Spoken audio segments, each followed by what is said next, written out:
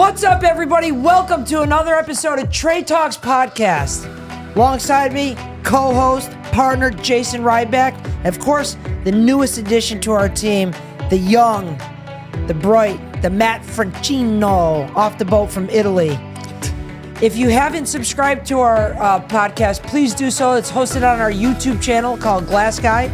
We'd love for you to subscribe, comment, like, share. And of course, under our new format, this week's host is Matt. So without further ado, let's kick it over to Matt. All right. So this week we're going to be focusing on, or shall I say, the name of this episode is going to be called The Art of a Sale. Ooh. So I want to highlight every aspect of a sale this week, in particular a salesperson. So let's just get right into it. Let's go. Found an article on LinkedIn from Fraser Morrison titled, 2/3 of salespeople will be out of a job in the next 12 to 24 months. Of the current sales workforce, about 66% will be phased out, not into oblivion, but replaced by a brand new breed of highly effective sales professionals who can thrive and who want to be in this new landscape. So note, 30% of the existing sales will adapt, thrive, and be at the forefront of this new movement. So we're going to be not, per se, eliminating 66%, but that 30% will rise and take their spot. Now, this is due to economic shifts, value justification, and tech transformation, which means the era of the useless salesman is coming to an end. My question is, if you could give one piece of advice and one piece of advice only to transfer someone from that 66% to the 30%, what would it be? There's no question it's the emotional intelligence, and it's the not so-called soft skills, but the higher level, almost psychology level of soft skills, right? Yes. I believe, me personally, that is the people that can communicate at the highest level, almost like a professional negotiator, FBI kidnap negotiator. Those are the individuals that will be at the forefront capturing a majority of the market share, in my opinion. I think Keith said it very well, because all business relationships are indeed relationships. What are all relationships founded on? Communication. So if you can communicate properly, then you're going to have a successful relationship. I think a majority of the 66% of those people that are in sales jobs consider themselves salespeople because they go out to a home, they offer good and service, the customer says, oh yeah, and they write up a deal and they think they're a salesperson, when in reality it might fall under order taker. It's the person that can meet someone for the first time, recognize that there's an interest or an opportunity that their goods and services can handle, and now start striking up a conversation, listen to what's really important to them, build up a massive amount of rapport that not only leads them to get that job then, but hopefully get all the jobs in the future. So I would say the people that can communicate at the highest levels, as we know, the empathy, the what do they call it? What's Voss call it? The tactical empathy, I think, is where all the fruit is. And would you guys agree that about 66% or 2/3 of the sales force right now is what we would call bloat, or that extra? I think it's higher. Yeah, 100%. I think it's a lot higher. You have to look at, your everyday salesperson is either going to come across with some real cheesy car salesman bullshit, or they're going to be that straight order taker. And so there's no difference between that person and the person who's giving you food at McDonald's. They're not selling you anything. It's just, here's my product, buy it if you want. Yeah. So adapting to the changes is very important. Think about all the places that you go out and buy stuff now. I mean, I judge everything where I go, whether I'm at Starbucks, Chick-fil-A, the way they say it's my pleasure, like all these little things, that the human interactions that I have, I'm actively looking for someone to communicate with me at a high level, and I just rarely ever see it. And so I think that number is actually short. Wow. I think it's actually much greater than that. And you got to remember too, people are their biggest enemy. Everybody's stubborn, right? Well, I know everything. I'm doing fine. I don't need to change. So there, a lot of that's going to cause those people to fizzle out. And that's what they mentioned that specifically in this article, that percentage of people that, you know, the old guys that have kind of always been there and they just like, well, you know, this is how we used to do it. This is how we've always done it. Those people are gone. Yeah. Especially with the tech transformation and AI, not saying, this article mentions nothing about AI replacing sales. It's just saying it's identifying how a lot of the sales force is unneeded and it can be replaced by that other 30% because they're so effective. I'm glad where you took this conversation. When you first started, I'm like, oh my God, is this another AI thing? But no, and you're right. The reason why I think so few people are really good with this high level communication is because it's perishable. We've been ingrained to talk a certain way since we were babies. Yeah. And so unless you're actively getting out of the way, like Jay said, of your ego and trying to further yourself and better yourself and maybe model yourself after someone else that you deem very good at this, it's very hard to get into. It's just like lifting weights. I mean, if you're not actively doing it all the time, you're just not going to grow. So, yeah, good topic. And I think the number's short. And last week we talked about Gen Z and moving into professions, specifically construction. But there's this sentiment that's been going around. It's been repeated by, you know, quite a couple famous people that, and I want to ask you guys, do you believe this sentiment is true? That if someone in this generation, my generation, even has a little bit of savageness or a little bit of that fire or spark within them to want to achieve more, can they thrive in this world more than they would have thrived maybe when you guys were growing up or moving into the sales side of your profession? I mean, absolutely. I say 100% yes. Why wouldn't you thrive more? I mean, if you have that drive, it doesn't matter the environment you're in. But I will say that nowadays it seems people spend more and more than they ever have. You know, it might have been more difficult for maybe not so much our generation, but maybe our parents' generation or the one before that, you know, because you had people that grew up in the Depression very, very tight with their money. There's not a lot of that anymore. Now it's like, it's tough to get people who save. So it makes it that much easier as a salesperson to pitch your product because people are ready. As soon as they talk to you, they're ready to get rid of their money. Not only that, you have less competition. We were talking about this earlier. For every 7 tradesmen that are retiring, only one's re-entering the market. And in a lot of the home service-based companies like ourselves, most of the in-house salespeople ended up starting as an installer or factory worker, somewhere within the business at a lower level. Now understand the nomenclature, start work. They're ambitious. The owner recognizes that ambition, wants to elevate them and push them forward. And so I would say somebody that is perfecting their craft, constantly learning, definitely coachable, young in today's environment can succeed much faster than I believe when we started 22, 25 years ago. That's exactly what I was getting at with that question too, is, you know, there's a lot of people this day and age, especially my generation, that maybe have never even had a conversation with someone face to face.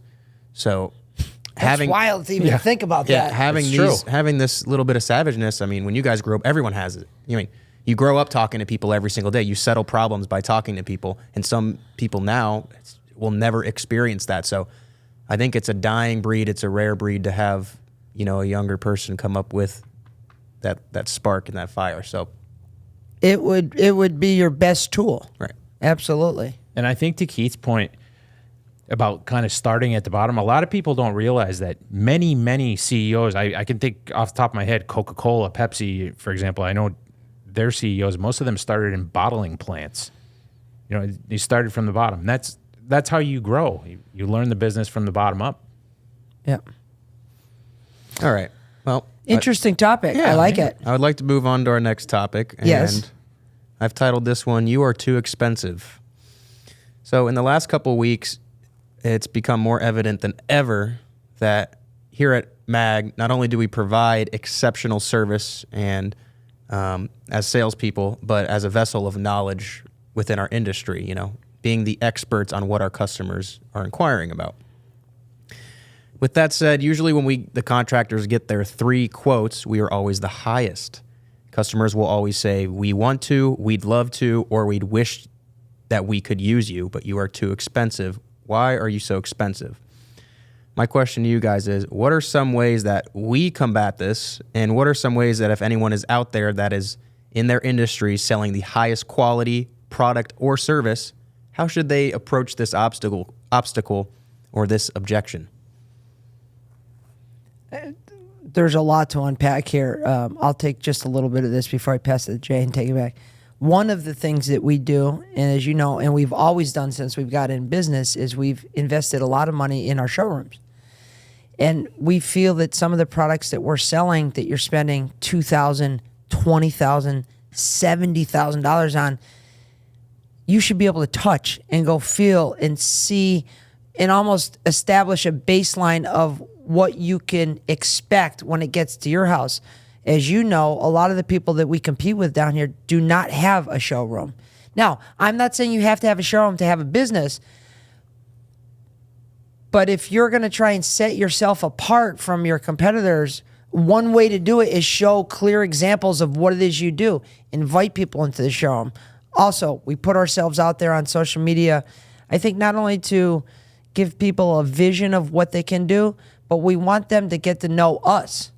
And a lot of times, I just did a post today talking about Borelli Construction. That post had nothing to do with the goods and services that they procured us for. It had everything to do with me saying how happy we are as an organization to be doing business with them. And I think those are some of the little things that nobody talks about that builds more value into our price. Like Borelli was saying, what other subcontractors do we have that are help promoting our business? They don't even have people within their own company. And this is like most companies doing social media about the business, let alone a sub promoting their company. Yeah. So we like to try and do things that are different. I think a lot of times when they're getting all these bids, they're sitting in a room, they're looking at numbers. I know I got to get 2 pieces of glass, and I know these are about the numbers I'm expecting based on numbers that we got over the last 5-6 years. They don't have any other context to the job. What's the timeline? Well, this customer's extremely picky, and we know MAG and their guys dress a certain way. They're willing to take their shoes off when they go in the house. Their trucks are clean and new, so they're not leaking oil all over their driveways. Like, there's a lot of factors that should go into procuring a job that you don't see on the plans. And now, how do we expose that to the people without bashing the other companies like we talked about last week? You know, social media, showroom, all of our advertising, our community involvement. And then, of course, your soft skills better be dialed up if you're going to help overcome some of those things. Yeah, I think part of it is people need to think, okay, we're too expensive. We'll define expensive. What is expensive? Is it short-term expensive or long-term expensive? And remember, price is what you pay. Value is what you get. But as far as your question as to how we would, some of the techniques we would use to combat that, if someone came and said, I really want to use you, you're just too expensive. We're too expensive?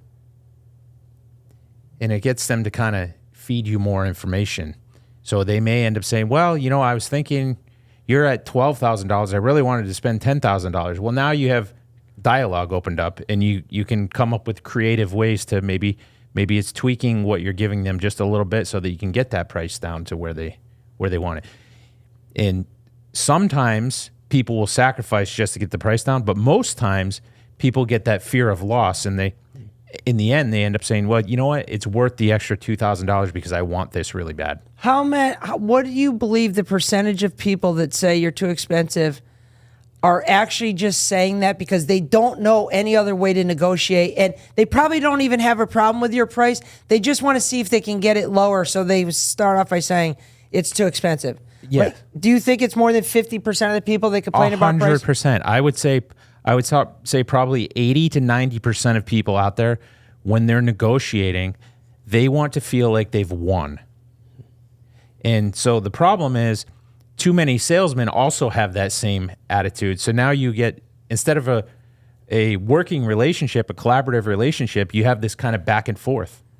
Yeah, so they feel they have to win at your expense, which, as we talked about before, triggers that negative reciprocity, which isn't good. That's right. A win-win is ultimately what you're looking for. Both sides are struggling of the same problem. So how can we marry these two parties together to make both sides feel like they won? Right. Yeah. Well, I think about it as, especially getting into the sales game, that being the most expensive, getting a sales job where we are the most expensive option it's good for me because I think it's a recipe for success, because on a day-to-day basis, I'm overcoming the hardest objection there is. And some people will say that, price is usually the hardest objection because any deal can fizzle out, whether it's over a couple $100 or someone setting a budget. Would you guys agree that price is the hardest objection? I would have said that. I'd say it's the most common. It's definitely the most common. It used to be the most difficult objection before we had the skill set or knowledge to help navigate around that. But it's definitely the most common. I don't know what the hardest objection would be. Sometimes time is the hardest objection because we know what it takes to complete certain tasks. And no matter how hard we work at that, it's very difficult sometimes to condense a time factor that we have no control over.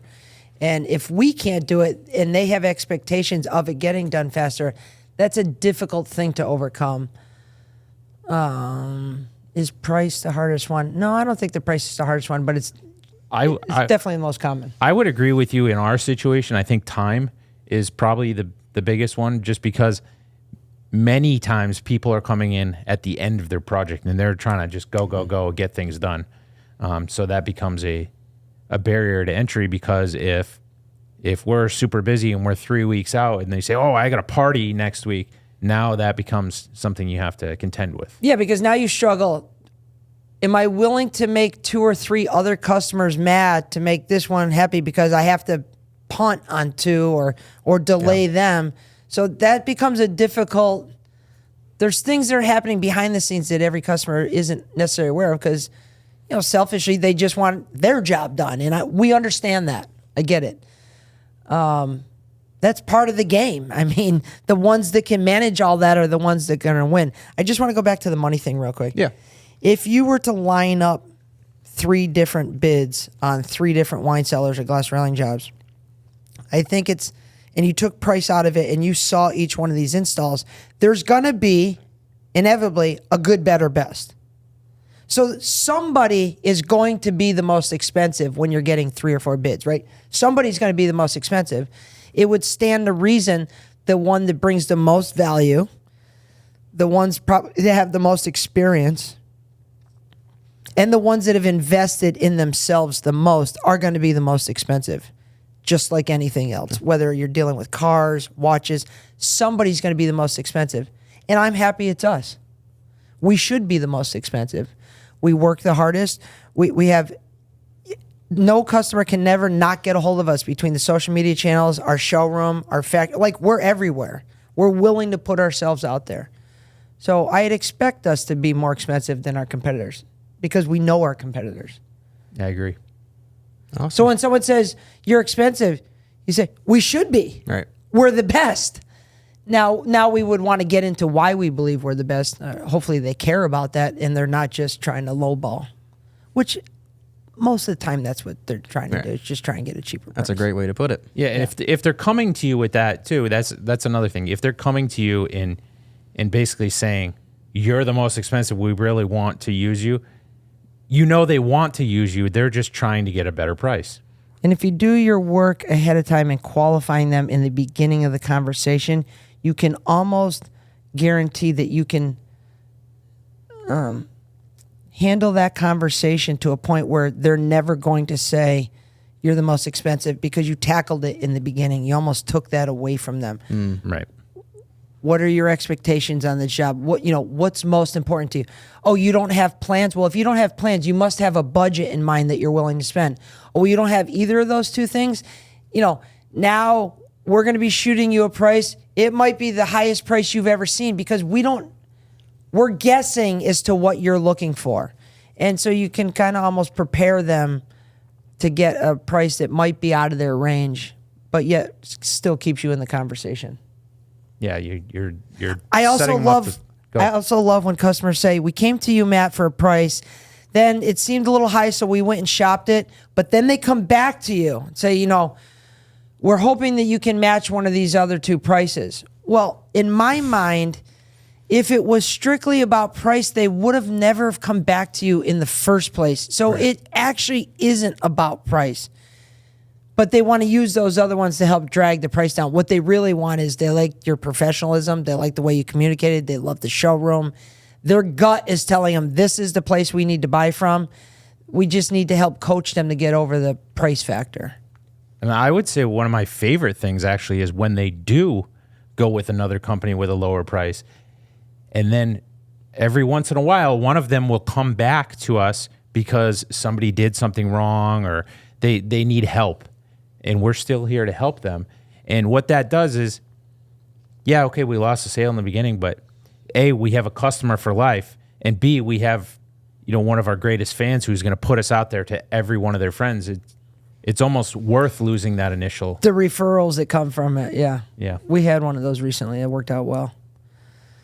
Yeah. Yeah, well, both of you had great perspectives on that. A lot of good notes to be taken. It's not about price, it's value. And discerning between price and value. Yeah, big difference. So with that, we're going to move on to my little psychology section of the podcast here. Should we be on the couch? Yeah. So this one is called How Deal Making Actually Works and Why It Can Feel Unsettling. This one comes from Dr. Martson, a PhD in psychology. So we know that deal making is an evolving and complex dance seen both in humans and animals. And the media's illusion would have you believe it's a one-shot deal. We've all seen the movies, we've all witnessed the scenes where the terms are smacked down, spread across the table with a firm offer, and they draw a line in the sand. First to jump or first to agree loses. In reality, changing an offer doesn't mean losing it. It reflects flexibility, which is essential for making any deal work. What are some examples of changing an offer so that the sales aren't losing margin or value? Well, I think one of the things we touched on earlier is tweaking the product a little bit. Maybe you don't need a 48-inch handle. How about if we did it with a 24-inch handle? We could bring the price down a little bit. Again, it shows your willingness to work with them, but it also triggers that fear of loss in the back of their mind. So it puts them in a situation where they know you want to work with them, so they want to work with you, but also they know what they want. I like that. Well, another one that Jay and I have started doing maybe 4 or 5 years ago was if a client comes to us and says, and we know they're a builder, but they might not have used us before, and they're used to using XYZ glass, that works out of his truck, and our price is higher, but he's still interested. Where there's smoke, there's fire. He wants to make the jump over to us, but because he's never used us, he can't justify spending more money not knowing what the outcome's going to be. And if I sense that, or Jay senses that, we said, here's what we're willing to do. Typically, we would do a 50% deposit. We do that across the board. 50% up front, 50% on completion. Because you're a new client, you haven't seen what we can do. We're willing to put our money where our mouth is. We're going to do 0 deposit. You just sign off on the proposal and the price, but you don't pay until we're completely done. And if you're not happy, we'll revisit the pricing. Now, the good thing here is it gives them peace of mind that they don't have to worry about making that jump to a new person at a higher price and getting screwed because we're not charging them anything till we're done. And 2, it allows us the opportunity to prove ourselves. Even though we said it, people want to see it. And so by foregoing the deposit and pushing it to the end, I think gives them peace of mind. It's not an ideal scenario. However, that said, It didn't cost any money. The price didn't come down. We didn't give the customer any less value. The only thing we did is we took the risk, which is the only thing really holding them back in the first place. It's not that they couldn't afford to do it. The builder's just thinking, I can't justify spending more money to a company I've never used before because they might be worse than the one I'm currently using. But he has enough of a feeling in his gut that he wants to take that chance. No deposit. You're going to pay us in full on completion, assuming we do exactly what we said we were going to do. And we've done that a couple of times. Yeah, we've essentially given them 0% interest on credit. Yeah. To see that they're actually going to get what it is that. And anybody that's out there saying, why the hell would you take that chance? Let's not forget, there's lien laws here in Florida, and I believe anywhere else in the United States. So, if the guy's going to try and he doesn't get a deposit, and then he's not going to pay you when you're done, we notice and then lien the house. So there's ways around that. We're not saying we do that for everybody, but we'll look at every option on the table to make sure the customer gets what they want without sacrificing the money. Yeah. Wow. Yeah. And I think that's an important step, because if you start giving away money on each and every job, you'll never put yourself in a position to even invoke a tactic like this, because you just don't have the money to do that. Yeah. All right, so as we discussed, deal making is rarely linear. It's a complex process. Yes. It's an evolving process. Yes. And it's shaped by the responses and adaptations.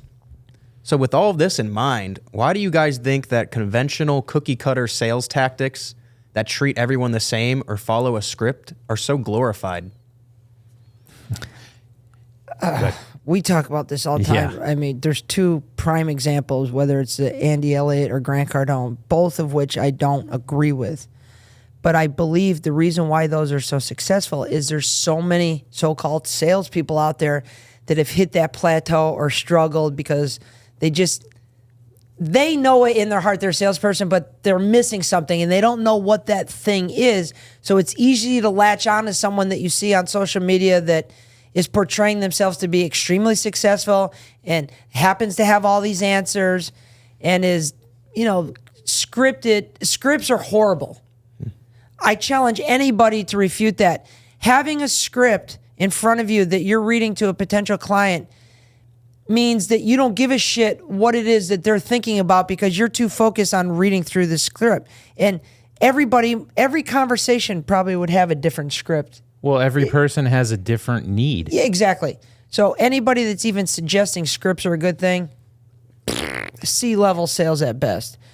But I think it's easy for people that are looking for a hand up in sales to latch on to something like that, because they're not doing that now and it's different. We tried that.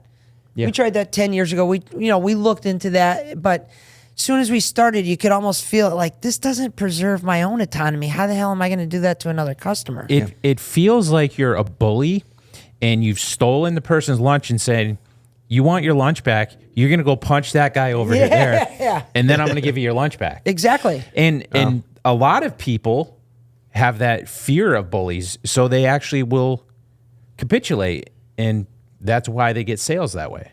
Yeah, but they won't get sales forever that way. But remember, you get picked on by a bully.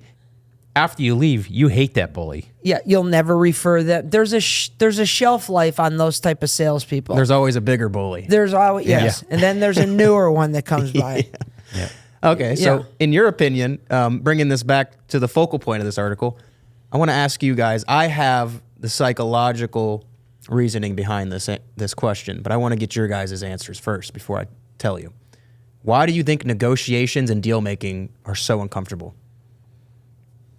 Go ahead, Jay, you first. Because people are fearing, as a consumer is fearing they're going to get screwed. They go into it saying, I need to watch out, make sure I don't get screwed.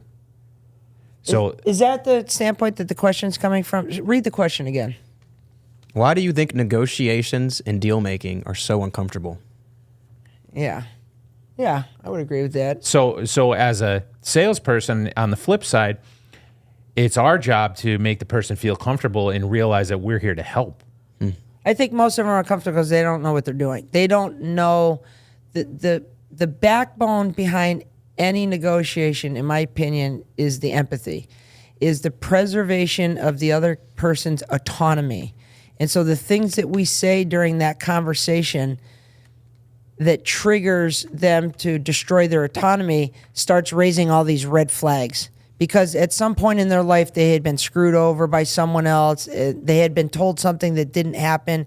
And the second you start sounding like one of those people, you're put into that bucket immediately. And it's just awkward. It's uncomfortable. So I would think lack of knowledge on behalf of 90% of the salespeople is what causes it to be uncomfortable. The lack of empathy. Okay. Would you guys like to know the answer? Yes. Well, psychology tells us what's at play here. People crave predictability.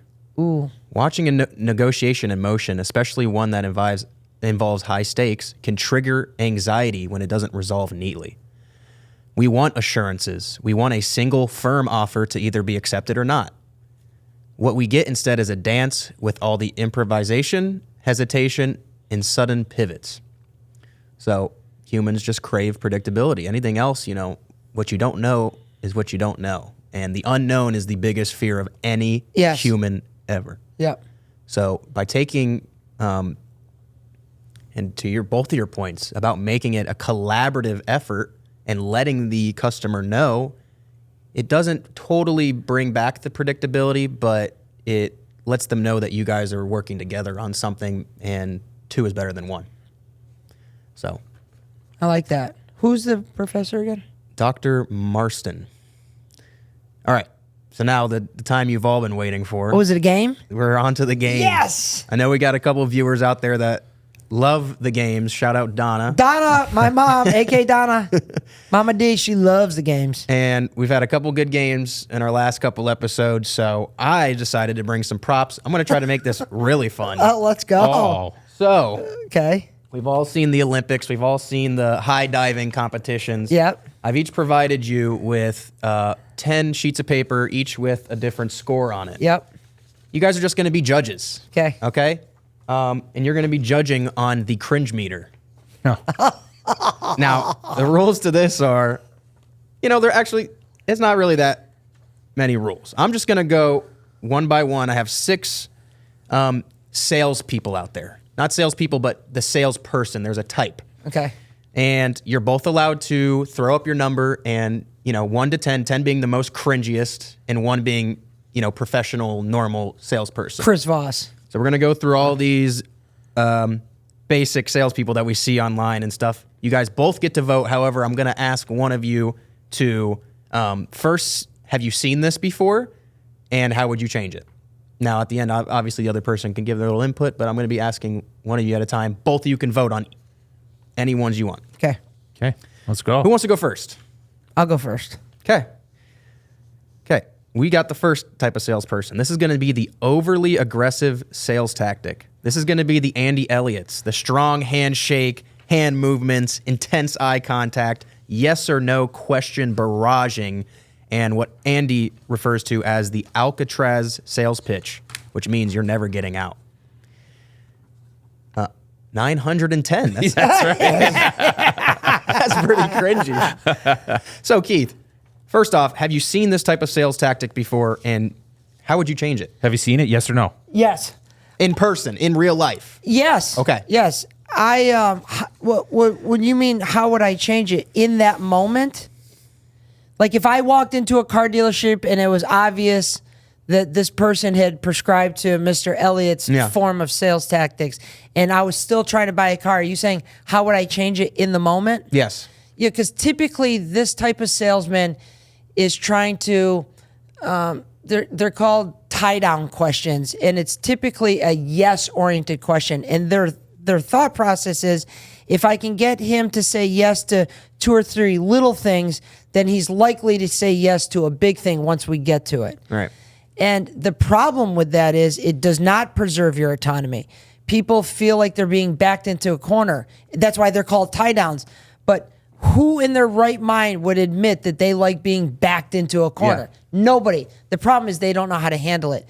So if somebody was hitting me with all these yes-oriented questions and it just felt slimy, I would start off by labeling them and saying, it seems like you don't really care what I think. which is a very polite way of saying you're a horrible salesperson, because salespeople, the best salespeople, listen to what you want and then they react to that versus, are you here to buy a car today? Well, that's obvious. I'm in the fucking car dealership. And so I would start off by labeling it. And if I noticed that they didn't pick up on that at all, I would either leave or ask to speak to someone else. But I don't think I've ever asked to speak. I would probably just leave. And I'd either, if I had to buy at that dealership, I'd go back when they weren't there or try and find someone else. But most likely I would just leave. I think car buying is probably the easiest thing to associate with these type of sharks, right? And that's why people hate buying cars. I hate buying cars, and still to this day. You know, I like to think I am able to negotiate, but I don't even go into the dealership. I do everything over the phone now. Yeah. Yeah, and down here in Southwest Florida, the AC game is really moving into the car dealership. Like, you know, we used to say, oh, that's a used car salesman. The AC guys are pretty damn close to that because it's a commodity that we all need. We get desperate in the middle of summer when it goes out, and then they start coming out, well, you know, while I was up there, you know, if you had an extra 10,000, we could do this and this, and they really start putting lasers that kill the germs and all this crap that you don't know anything about, but they almost try and guilt you into it.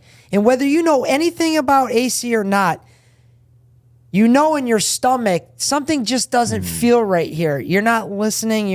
Doesn't feel like you're trying to help me. It feels like you're trying to help yourself.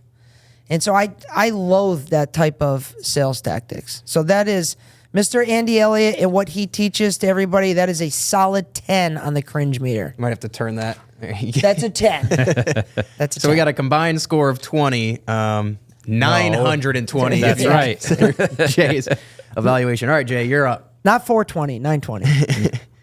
All right, this is the second type of salesperson, the fake urgency or fake scarcity play. There are only 2 left at this price. If you don't act now, you will be missing out. Now, this could also be the fake urgency in the manner of make the customer feel bad or worried that they are missing something. We can see this a lot in life insurance policies, per se, and warranties. So, Jay, have you seen this before, and how would you combat this? Absolutely. So, first of all, deadlines are never real. Deadlines are probably the fakest thing out there. If you have to use a deadline to negotiate, you clearly don't know how to negotiate. And yes, I've seen this before. One thing that comes to mind is going to get your oil changed. I swear to God, every time you get your oil changed, you're sitting there waiting for them, and then they come out and they take an air filter that's probably not even yours.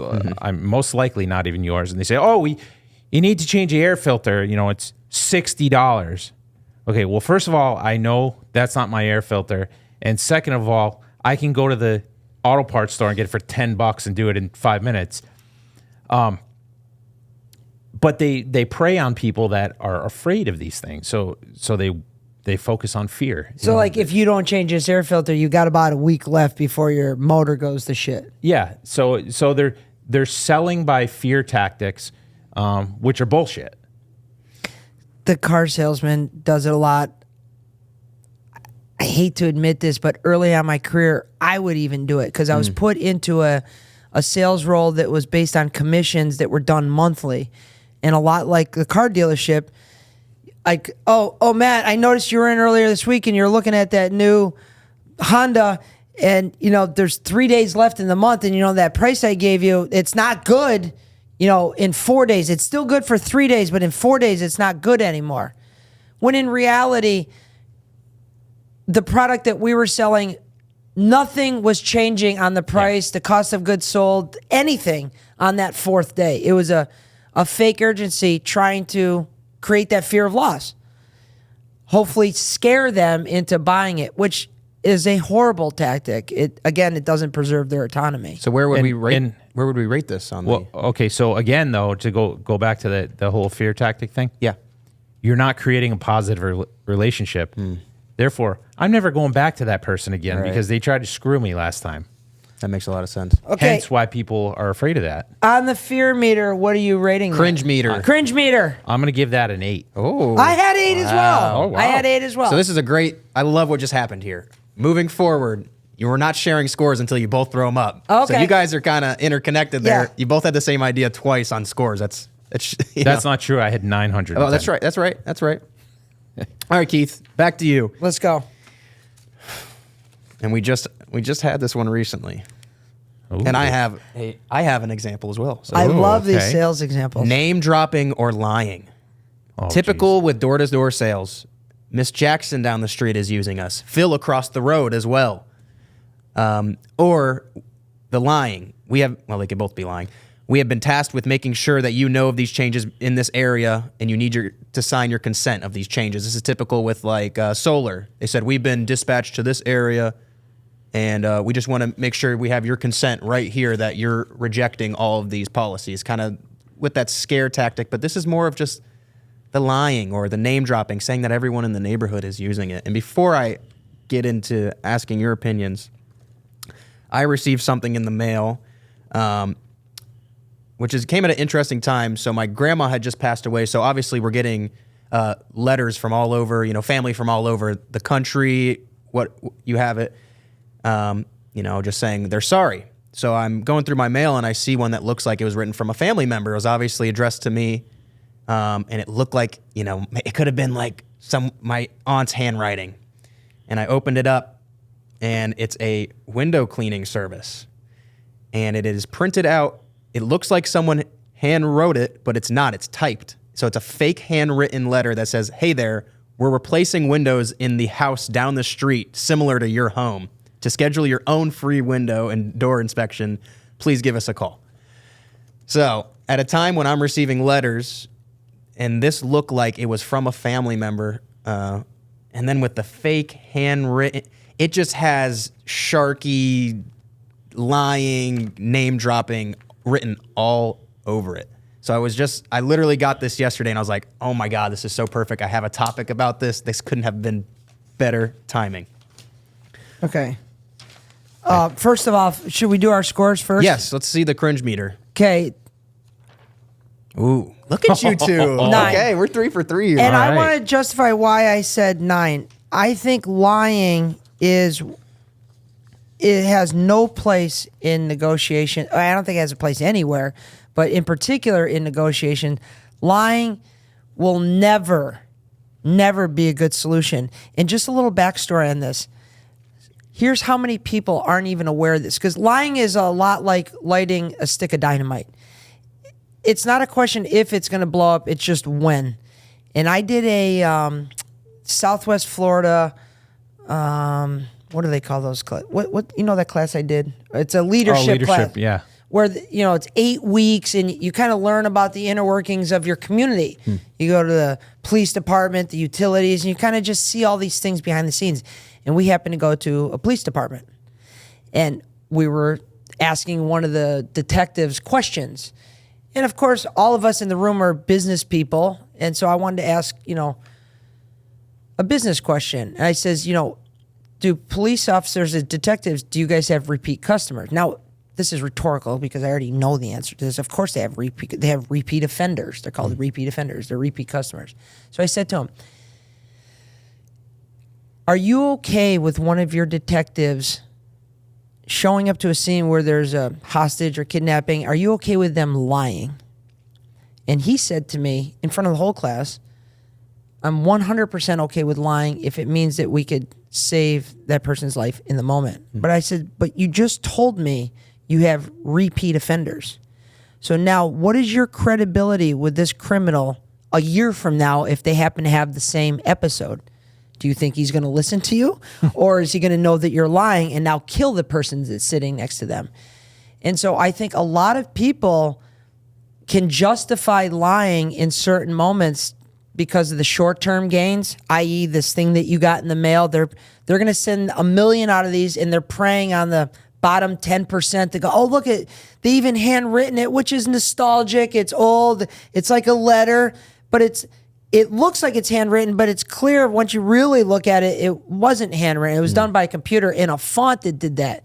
So obviously that's a lying category. We're doing a job right down the street from you. You know that's probably not happening. They're probably saying the same fucking letter to everybody in Collier County. And so I'm not a fan of the liar at all. And I don't condone it under any circumstance.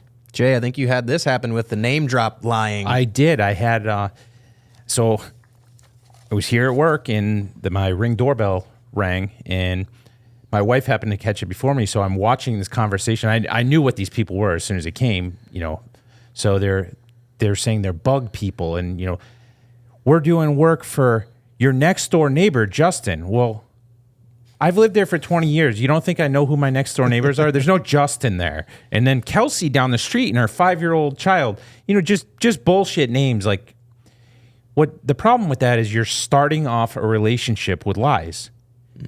I mean, look in a human relationship. If you're with someone who's constantly lying to you, are you going to stay with that person? No. So why would I start a relationship with you? But out of that whole thing, I said to my wife, I said, because we get these people all the time. I said, I want to set them up. I said, I want to put a huge sign out there because I'm sick and tired of the solicitors. Huge sign, absolutely no solicitors. And then next time someone comes and rings the doorbell, I'll let them do their little spiel and I'll say, oh, that sounds great. So if I give you my information, how are you going to record this? Well, I'm going to write it down. Okay, so you can write, but you can't read? Oh, you're going to set them up. Yeah, not a bad idea. Yeah, lying's got no place in sales. Okay, so we got a 8 on that for both of you guys. Combined score of 16. That's 3 for 3. We got the same numbers. You guys are very on the same wavelength. Jay, next one's up to you. This is the objections objector.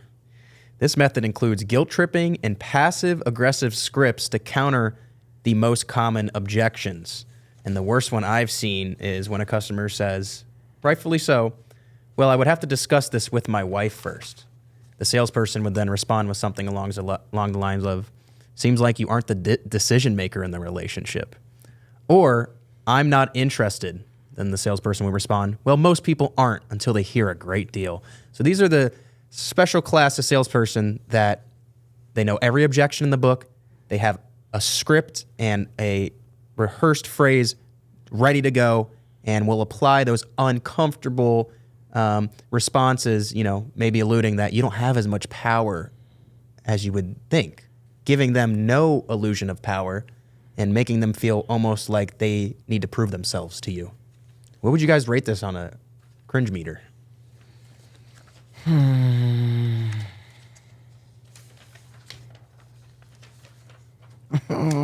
Change. Okay, I'm ready. Throw them up. Ooh, 9 and an 8. All right. That was close. Okay. Jay, have you seen this before, and how would you combat this? I haven't personally dealt with it before. I shouldn't say that. I have dealt with this before. What am I talking about? What the problem I have with this is you're basically trying to bully me right from the beginning, and you're starting off a relationship in a competitive state, right? And trying to bully me into submission. And that right there, now if I'm trying to get away from that situation and you're saying, well, yeah, you haven't dealt with the right person or whatever, you're taking away my autonomy in the very beginning of our quote unquote relationship. That right there ends it. But if you keep pestering, there's no chance. There's no going back. So to me, this is one of the worst tactics there is, simply because there's no winning. I would love to see the close rate on guys like this because I'm sure it's not very, very high. Only closing the people that literally can't say no, but they'll get their pound of flesh. I had an AC guy in one of my houses, maybe a little over a decade ago. We needed new AC. Myself and my spouse were there. The AC salesman came. My spouse was somewhere else in the house. I was dealing with them. Finally came down, wrote down some numbers. The price, I didn't have the heart to tell him the price was fucking ridiculous. It was 3 times as much as I perceived it would be.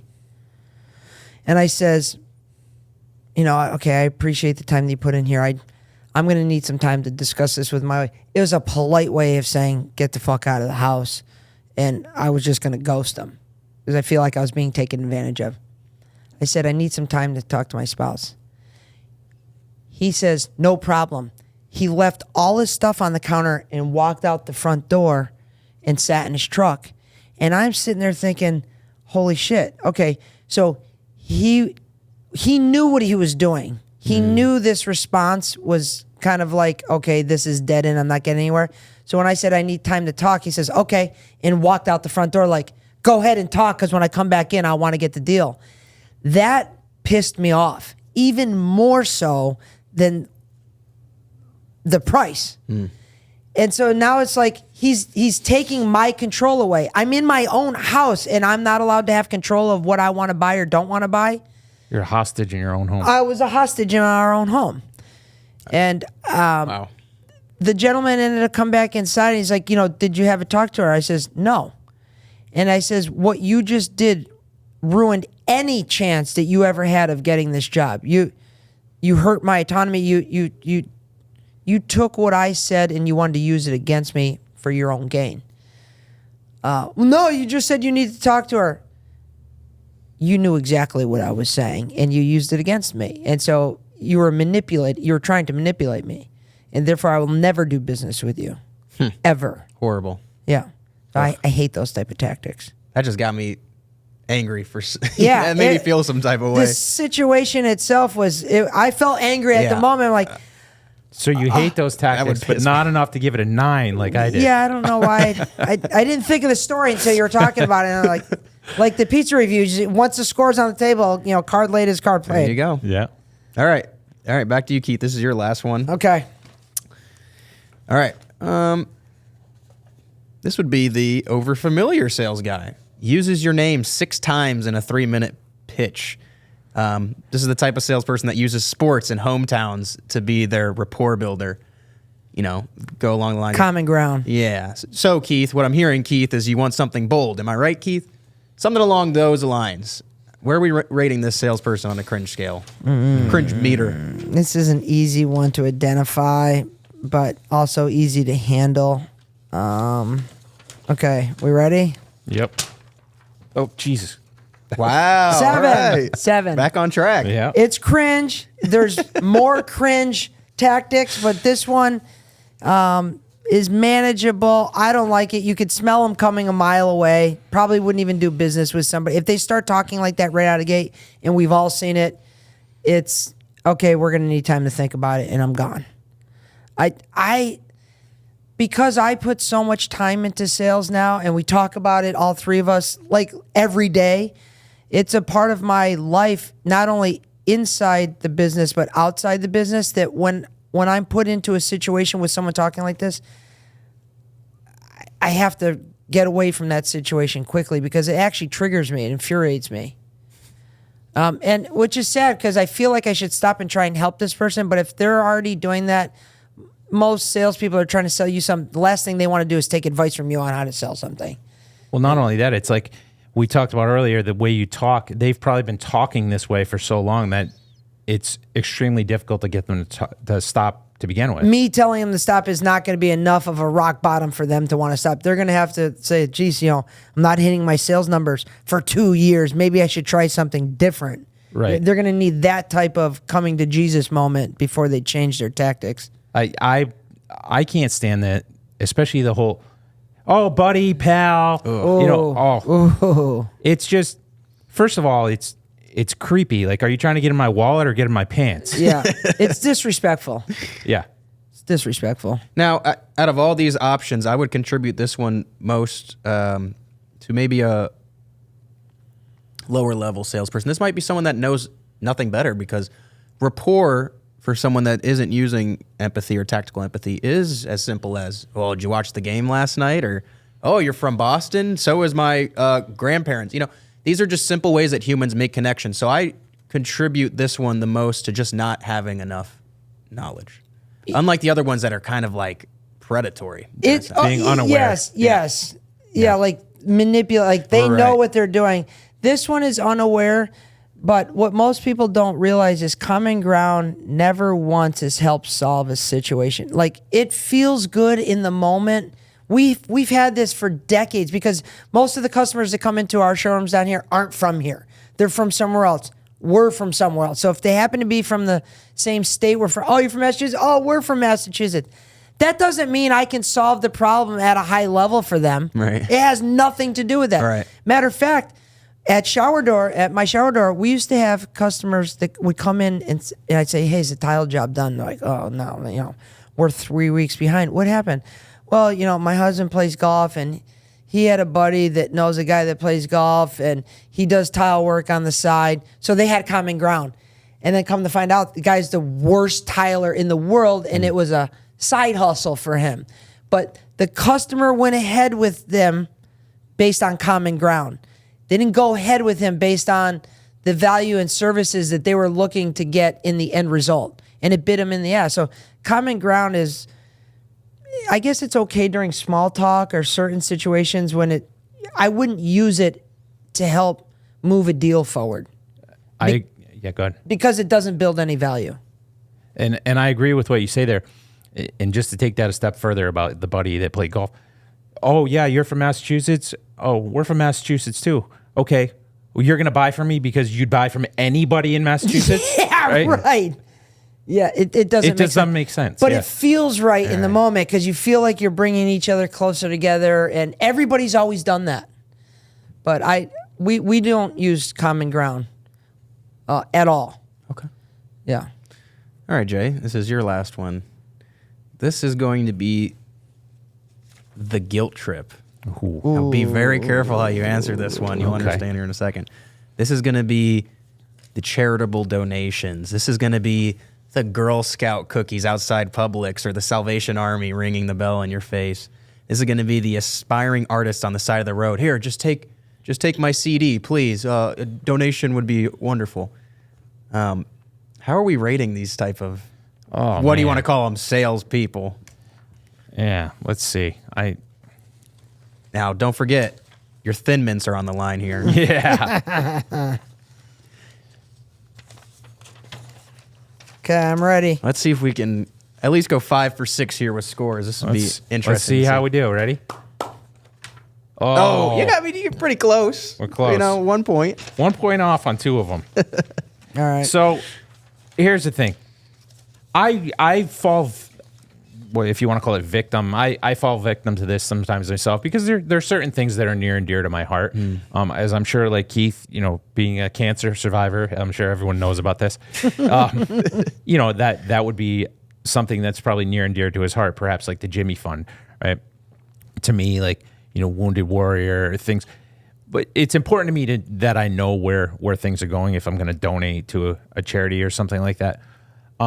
I didn't rate it that high on the cringe meter because a lot of these people, that's their only way of securing funds for their specific organization, right, is through donations.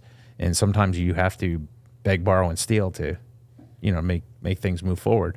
To say I don't have a problem with it is not true. I still do have a problem with it, especially when it's the same people over and over. And whether it be door to door or at, the grocery store that you go to all the time, it's like, okay, I've already given you, or I've told you no, now it's time to leave me alone. The other thing I hate is the people, if you go to sporting events, for example, you're out there tailgating, and then they come over and they hand you stickers, and then they're like, oh, okay, here, right, give me money now. Well, I didn't ask you to give me stickers. Yeah. That type of aspect where they're kind of handing over goods and then guilting you into it, I have a bigger problem with that than just simply kind of asking for donations to help with something. At the same time, a lot of those can be fake, just ways to get money too. I enjoy but listening to the pitch of the Girl Scout. Wow, this is really, I want to preface by saying this has nothing to do with the fact that there's kids or anything. they're young and they haven't been tainted with all the Andy Elliott's and stuff out there, but watching their natural reaction to try and raise money for their charity is often sometimes inspiring, or it's an opportunity for me to help coach them. I'll usually give money. I try not to eat the cookies anymore, but I'll still give money, especially if they're passionate about it or they're even remotely okay at the sales. Like if they got a good opening pitch or they seem excited to be there, then I'm going to give the money. If it's almost like they're trying to bother me and they don't want to be there and like, can you do it?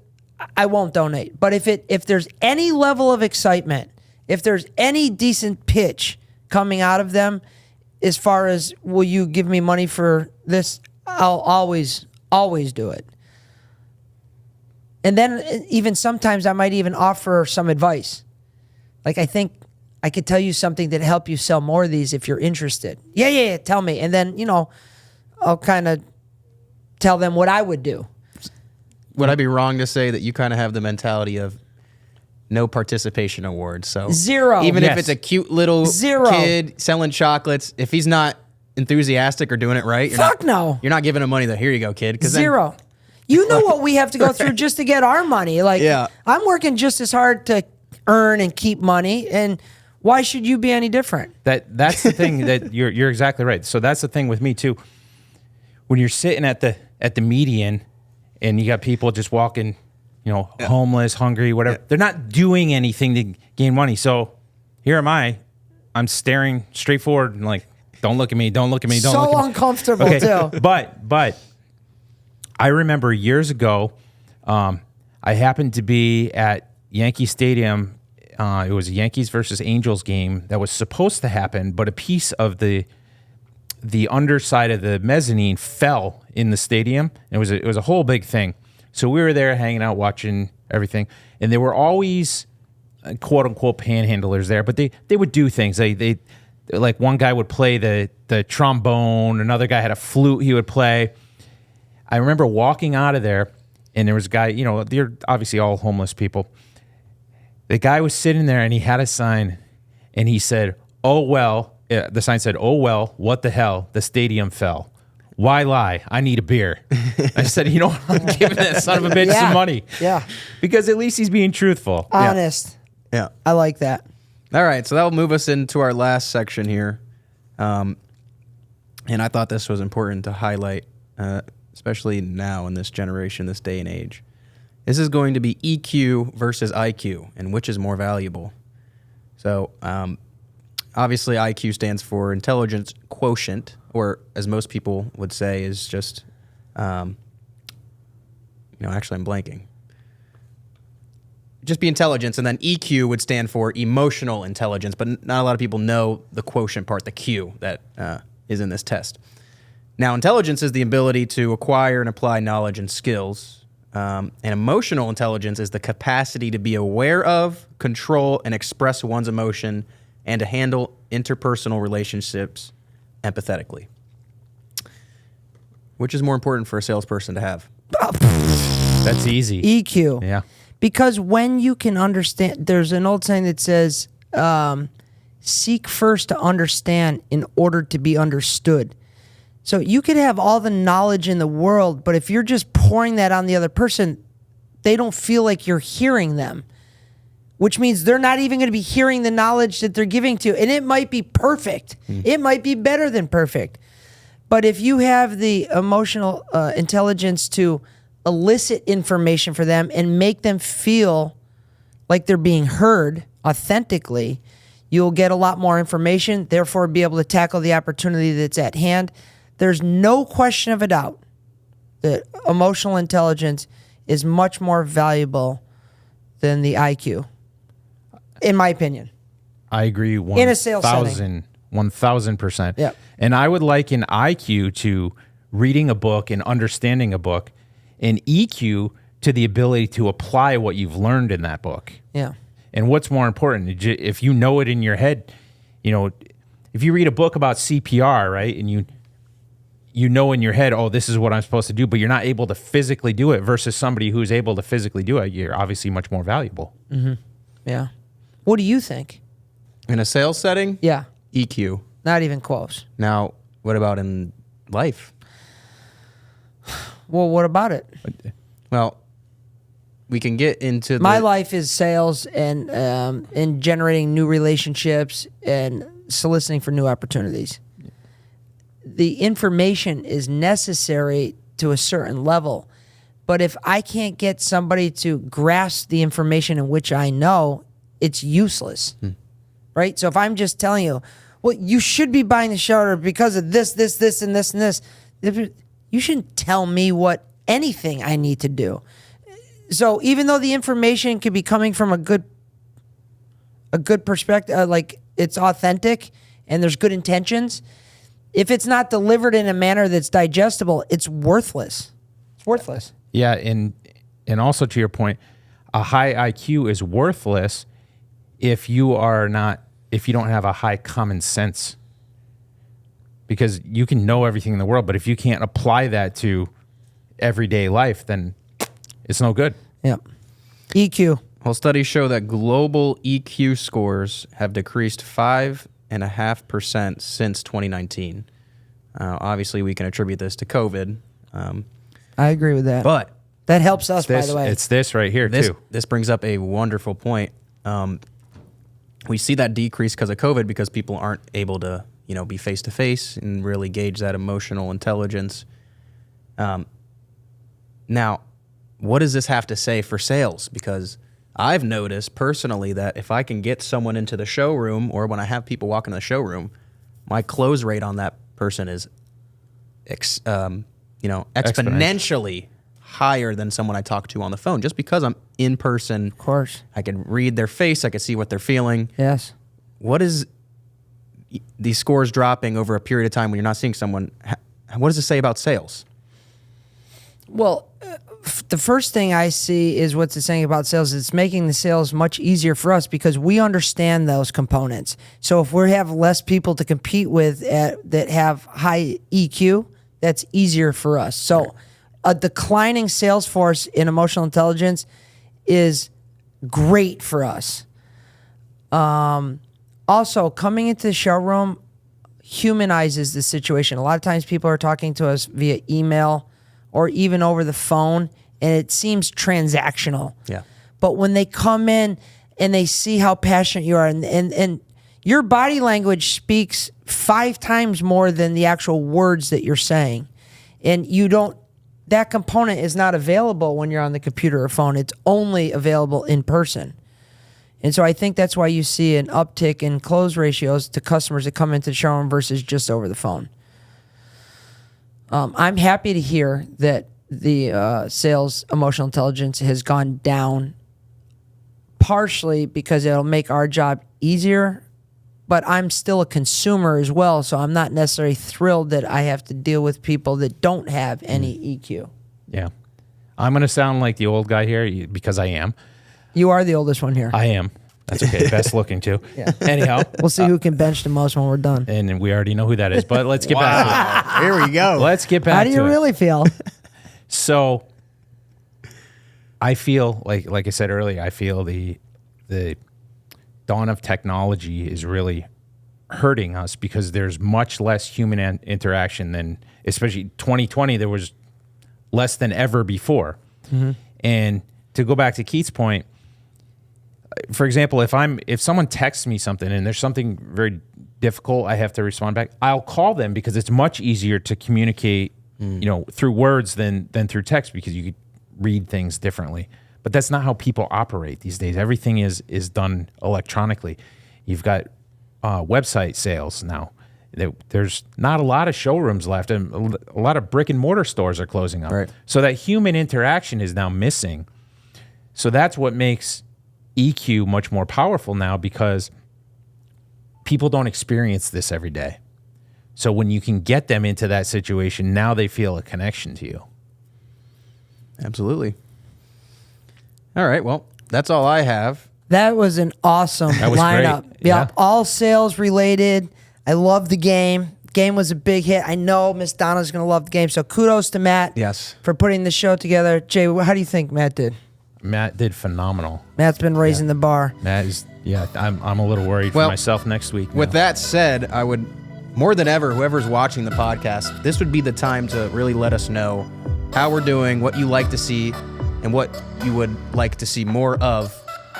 Because obviously with these formatting changes and trying to really put together something that we would ourselves want to watch every single week. Absolutely. Yep. And settle it as to who's the strongest and best looking. Yeah. Let us know. Drop it in the comments. Besides subscribing and sharing with your friends, don't be afraid to give us some feedback. Is there certain topics that you'd like to hear us talk about? Maybe some things that you're struggling with and just want to hear if there's other people out there struggling with the same thing. Again, thank you for watching, and until next time. See you then.